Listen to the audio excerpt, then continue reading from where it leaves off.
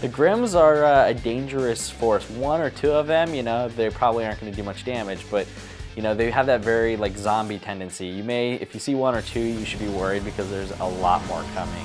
And the Grims, when you have them in packs of 30 or 40 or even more in co-op, can be pretty dangerous. And on the other hand, a lot of games feature, especially a lot of first-person shooters, feature small enemies that like crawl along the ground, and you have to kind of aim down to shoot these swarm enemies. It's nice to have a taller one, so you're not always just aiming at the ground trying to kill the swarm type enemies in the game, and you have them at your eye level, so you can still kind of see the level and don't spend the whole time aiming at your feet. We've had skill points in Insomniac games since Spyro 2, so we've been doing them for years. And now that trophies are part of the PlayStation 3, we have integrated all the skill points over to trophies, so you'll be able to basically do anything you would do for a skill point before, and now you're going to get a trophy for it. So we definitely like that. There's still some cool unlockable stuff on the game disc as well for fans that are always trying to get all the cool concept art galleries and things like that.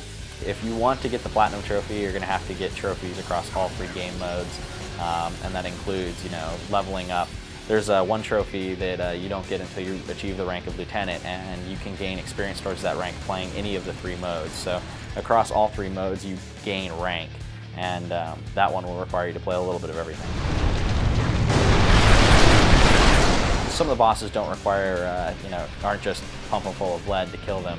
The Leviathan at E3 obviously is taking a ton of hits and it isn't really doing much damage to him, so you kind of have to figure out the way to take him down. A lot of the other bosses have their own attack patterns and are tricky, and some are very unconventional for games, but I don't want to spoil anything, but you have a good variety in the boss battles throughout the course of the game. Command, we've secured the east entrance. Send ground teams to barricade the breach. We are relaunching myresistance.net. Right now we have a beta version of the site going out for the public beta. On launch, we're going to release a newer site, and then we have some more features that will be coming in after that.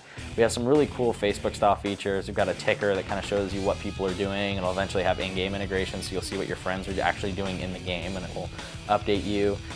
There's something we have called a combat badge, which is basically your baseball card for the Resistance universe. It shows your avatar, and then, like, you know, you can pick a couple badges to put on it that show what you're good at and what you like to do. So maybe if you're a good single-player guy, you can show that you're in the single player. If you're in the co-op, you show that. If you like using the bullseye or the auger, you can pick which weapon you want to highlight.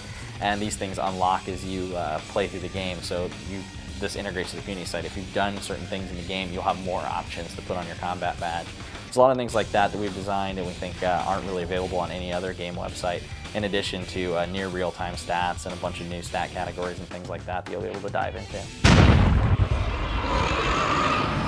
Echo 1 to command. Proceeding through gray territory. No survivors on site. Game Trailers is premiering the new Resistance 2 trailer, and if you check out that trailer, there's some never-before-seen stuff in there, like one of our bosses called the Mother Spinner, and it is in the town of Twin Falls, and you get a brief glimpse of it. Players will be able to fight it when the game comes out on November 4th.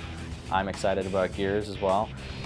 There's no reason not to play both of these games. They're both going to be fantastic. I think what Resistance 2 offers is a very large campaign that has a lot of scale. It also offers a great co-op campaign that will keep you busy for a very long time, as well as a great competitive game. So if you're looking for the best bang for your buck, Resistance 2 offers more than any other shooter coming out in 2008.